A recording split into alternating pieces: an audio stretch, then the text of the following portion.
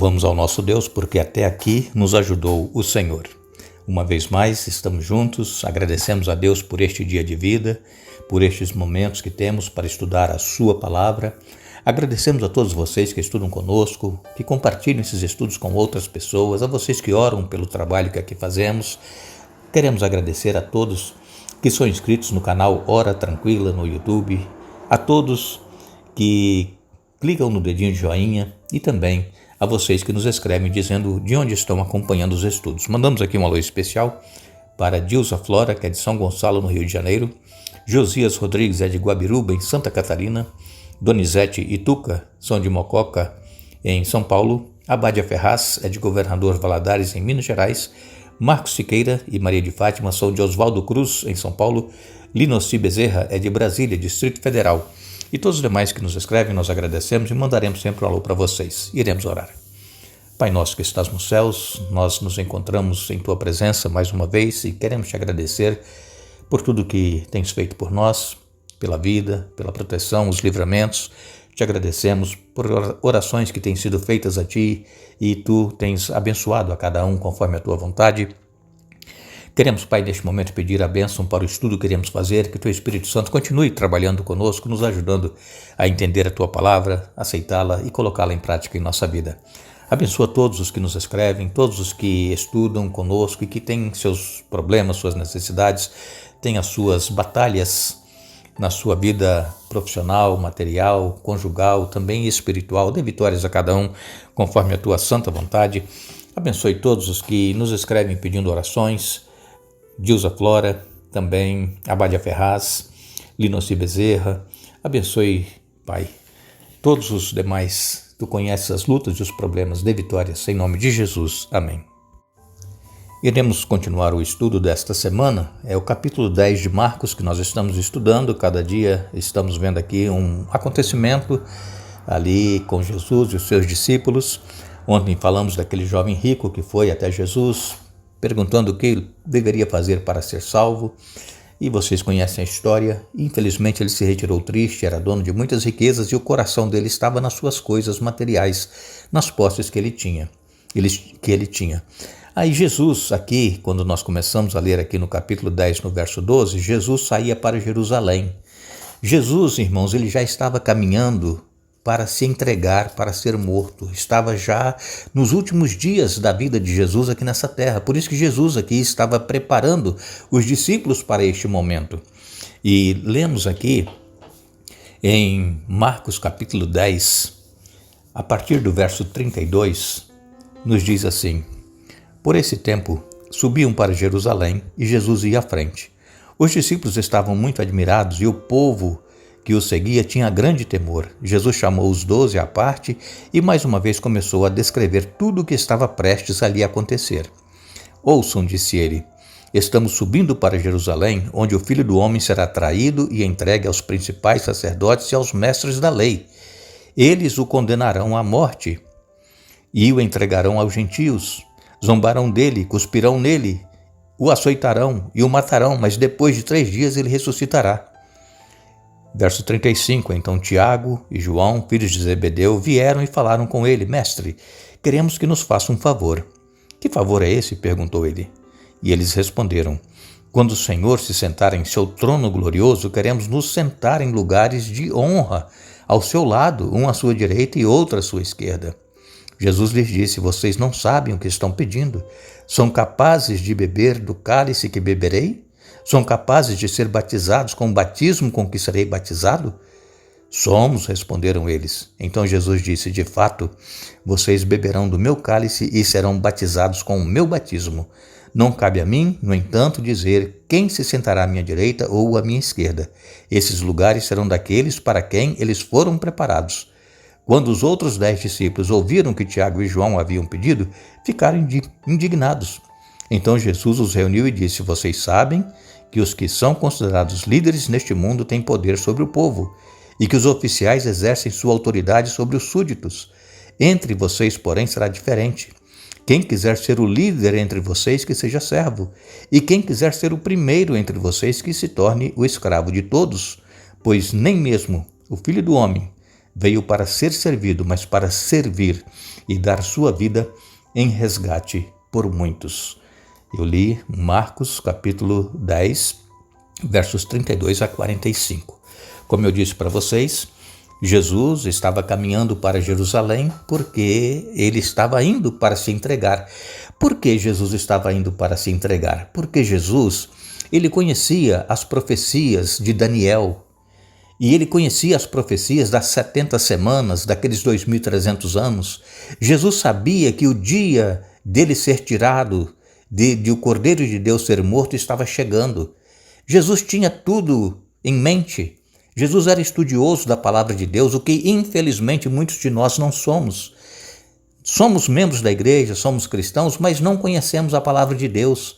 E Deus mesmo disse em Oséias que o meu povo perece por falta de conhecimento. Jesus estava indo para Jerusalém porque estava já terminando o prazo daquela última semana, em que na metade da semana o sacrifício seria tirado, iria cessar, não mais existiria necessidade de sacrifícios de cordeiros como até aquele momento, porque o verdadeiro Cordeiro de Deus que tira o pecado do mundo iria morrer em favor da humanidade. E então, quando eles estavam caminhando, Jesus falando para eles que ele iria ser traído, ele iria ser entregue, ele iria ser morto e ressuscitaria, e os discípulos não entendiam. Nós hoje entendemos porque está escrito na Bíblia, mas naquele tempo só tinha o Antigo Testamento. E Jesus estava seguindo o que estava predito ali, todas as profecias a respeito dele. E então os discípulos não entendiam. E o que aconteceu? Aconteceu que, mesmo os discípulos ouvindo isto, Tiago e João, os filhos de Zebedeu, eles chegaram para Jesus e pediram um favor. Eles queriam se assentar, um à direita, outro à esquerda, quando Jesus se assentasse no seu trono. Vejam, a mentalidade deles, reino terrestre, um reino político. Era isso que eles estavam esperando. De maneira alguma eles poderiam aceitar que Jesus, o seu líder, iria morrer. Eles ainda não haviam entendido a missão de Jesus. Por isso que Jesus aqui nos capítulos 9 e 10 de Marcos está ensinando os discípulos, passando para eles o que iria acontecer. E então Jesus falou assim: vocês não sabem o que vocês estão pedindo. Por quê? Porque nós sabemos que o trono de Jesus ali foi a cruz, e à direita estava um malfeitor e à esquerda outro malfeitor. Vejam, eles não entendiam. Jesus falava assim: vocês não entendem o que vocês estão pedindo. Vocês poderão beber do cálice que eu beberei? E eles disseram: sim, podemos. Vejam, eles não sabiam. Eles não sabiam que se eles pudessem beber, eles também seriam mortos ali na cruz, junto com Jesus. Vejam então o que Jesus disse: de fato vocês beberão do meu cálice e serão batizados com o meu batismo. Como isso se cumpriu? Nós sabemos que todos os discípulos foram mártires, todos morreram de uma forma ou de outra, crucificados de cabeça para baixo, decapitados, morto à espada. E João é que morreu de velhice. Tentaram tirar a vida dele, mas Deus protegeu. E João que morreu de velhice. Mas os demais todos beberam do cálice que Jesus bebeu. Foram mortos também, assim como Jesus foi. Eles não sabiam o que estavam falando. E Jesus disse: o batismo que eu for batizado, vocês também serão batizados. E qual foi o batismo? Um batismo de sangue. É o batismo que Jesus sofreu. Tantos açoites e dilacerou o corpo de Jesus, todo ensanguentado, coroa de espinho na cabeça, cravos nas mãos, nos pés, lança do lado da sua barriga. Tudo isso Jesus sofreu, e os discípulos também iriam ser batizados com esse mesmo batismo de sangue. Foi que eles deram a sua vida, morreram por amor ao Evangelho. Então, irmãos, nós precisamos saber o que nós estamos pedindo a Deus. Às vezes, como diz o apóstolo Tiago, nós pedimos, mas pedimos mal, por isso que nós não recebemos. Então nós precisamos, irmãos, colocar os nossos desejos, a nossa vontade nas mãos de Deus. É claro que nós temos os nossos objetivos, os nossos planos, mas coloquemos nas mãos de Deus, para que Deus faça a vontade dele em nós. Não vamos achar que Deus deve fazer exatamente do jeito que nós queremos. E Jesus então falou assim, quando Tiago e João pediram, né? Que queriam se assentar um à direita, outro à esquerda. É aquele problema que eles vinham discutindo anteriormente, como nós já estudamos, né? Quem era o maior no reino de Deus. Eles queriam saber quem era o maior. Então João e Tiago correram ali e pediram: deixa nós assentarmos um à sua direita, outro à sua esquerda. Eles queriam estar em destaque, ter os melhores cargos no reino terrestre que pensavam que Jesus ia estabelecer. E então Jesus falou o seguinte: olha, quem quiser ser o líder entre vocês, que seja servo. E quem quiser ser o primeiro entre vocês, que se torne escravo de todos. Vejam, é possível que muitos que estudam conosco têm cargos na igreja, são oficiais de igreja, diáconos, presbíteros, anciãos, não importa qual seja o seu cargo, e se sente importante.